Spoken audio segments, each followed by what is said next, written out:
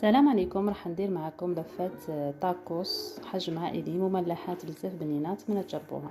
هنا الحشو ديروا اختياري كما تحبوا. انا درت لحم مفروم، بصل، طماطم وقزبر، قليتهم مليح مع بعض وزدت عفوا في التوابل فلفل اسود، كركم والزنجبيل وقزبر حب. انا الطاكوس كنت خدمته في الدار، عندي الوصفه بدون اختمار، راح نحط لكم الرابط تاعها. حنا راح نحي الجوانب باش ما تقعدش شكل دائري، ونشكلها على شكل رولي. انا الحروف كامل راحوا تاع صح. الصيام يعيي.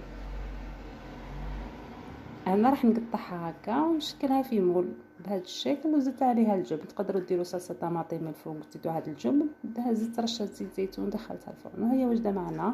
ان شاء الله تكون عجبتكم وجربوها. نغيروا شويه من البوراك، ونقول لكم ما تنساونيش بابوني وجيم. يعطيكم الصحه والسلامه.